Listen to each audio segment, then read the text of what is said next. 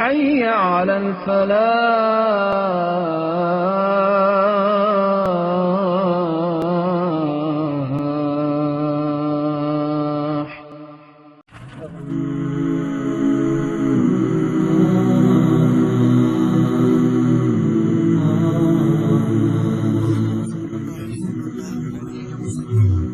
کائنات کے عظیم توازن سے لے کر انسانی روح کی گہرائیوں تک اور پھر ایک پوری قوم کی تقدیر تک کا سفر۔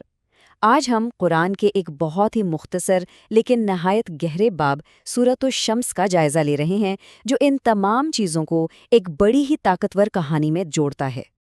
دیکھیے، اس باب کی شروعات کسی حکم سے نہیں ہوتی، بلکہ کائنات کی عظیم چیزوں کے قسموں کے ایک سلسلے سے ہوتی ہے، سورج، چاند، دن اور رات کی۔ یہ ہمیں ایک طرح سے دعوت دیتا ہے کہ ذرا رک کر اپنے ارد گرد کی دنیا کے اس زبردست توازن کو دیکھیں۔ تو یہ قسمیں آخر ہیں کس بارے میں؟ یہ ایک بہت ہی بنیادی حقیقت کو واضح کرتی ہیں کہ یہ کائنات متضاد قوتوں سے بھری ہے، جو آپس میں ٹکراتی نہیں ہیں بلکہ ایک کامل ہم آہنگی میں کام کرتی ہیں۔ دن اور رات کو ہی لے لیں، بالکل ایک دوسرے کی ضد ہیں، ہے نا؟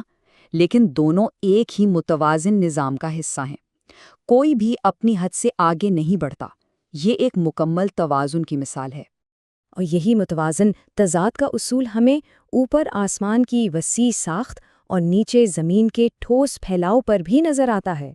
ہر ایک چیز خاموشی سے ایک عظیم خالق کی حکمت اور طاقت کی گواہی دے رہی ہے۔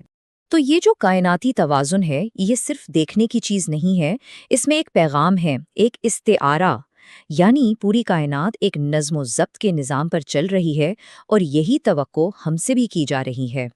لیکن یہاں ایک سوال پیدا ہوتا ہے، اگر باہر کی کائنات اتنی کامل ہم آہنگی میں ہے، تو ہمارے اندر کی کائنات یعنی ہماری اپنی روح کا کیا معاملہ ہے؟ اور یہیں سے یہ باب اپنا رخ خلا کی وسعت سے انسانی روح کی گہرائیوں کی طرف موڑتا ہے۔ دوسرا حصہ، روح کا اندرونی قطب نما۔ اب یہاں ہم دیکھیں گے کہ کائنات کا وہ توازن ہماری اپنی ذات میں کیسے نظر آتا ہے، جو کہ انتخاب کی ایک دنیا ہے۔ قرآن یہاں نفس کا لفظ استعمال کرتا ہے، یعنی ہماری روح یا ہماری ذات، اور اسے اللہ کی ایک شاہکار تخلیق کہا گیا ہے۔ یہ کوئی خالی سلیٹ نہیں ہے، بلکہ اسے نیکی اور بدی کے درمیان فرق کرنے کی ایک اندرونی صلاحیت کے ساتھ بنایا گیا ہے۔ یہ جو اندرونی شعور ہے، یہ سمجھ لیں کہ روح کی تخلیق کا آخری اور سب سے اہم مرحلہ ہے۔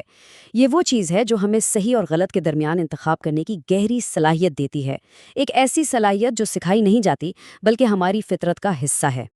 اور یہاں نتیجہ بالکل صاف بتا دیا گیا ہے۔ کامیابی اپنی روح کو پاک کرنے میں ہے، اسے سنوارنے میں ہے، جبکہ ناکامی اسے آلودہ کرنے میں۔ انتخاب ہمارا ہے اور اسی طرح نتیجہ بھی ہمارا ہی ہے۔ لیکن کیا ہوتا ہے جب یہ انفرادی انتخاب اجتماعی بن جاتا ہے؟ جب ایک پورا معاشرہ ہی اپنی روح کو آلودہ کرنے کا فیصلہ کر لے؟ اس کا جواب ہمیں ایک ٹھوس تاریخی مثال کے ذریعے دیا جاتا ہے۔ تو اب ہم آتے ہیں تیسرے حصے کی طرف، ایک قوم کا متکبرانہ انتخاب۔ یہاں ذکر ہے قدیم عرب قوم تھمود کا، جو قرآن کے پہلے مخاطبین کے لیے ایک جانی پہچانی اور عبرت آموز کہانی تھی۔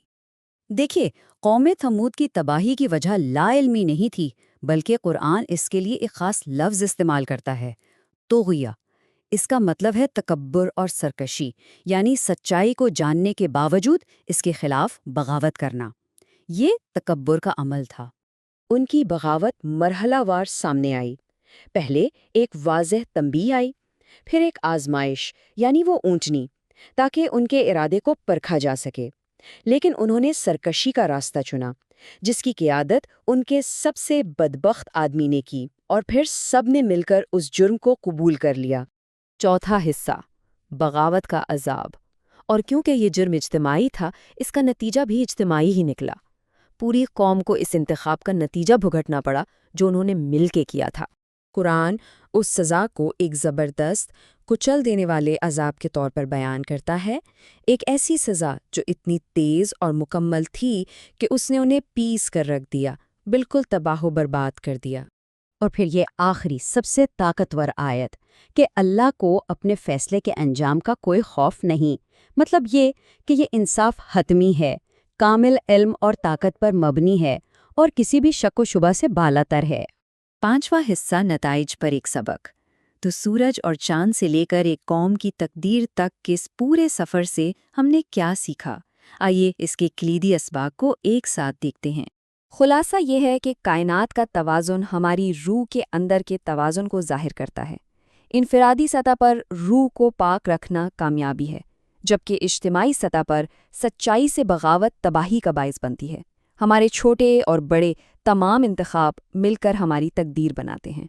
اور آخر میں یہ صورت ہمیں ایک بہت گہرے سوال پر غور کرنے پر مجبور کرتی ہے۔ جب ایک پوری قوم بغاوت کرتی ہے تو ذمہ داری کہاں سے شروع ہوتی ہے اور کہاں ختم ہوتی ہے؟ یہ ایک ایسا سوال ہے جو آج بھی اتنا ہی اہم ہے جتنا صدیوں پہلے تھا۔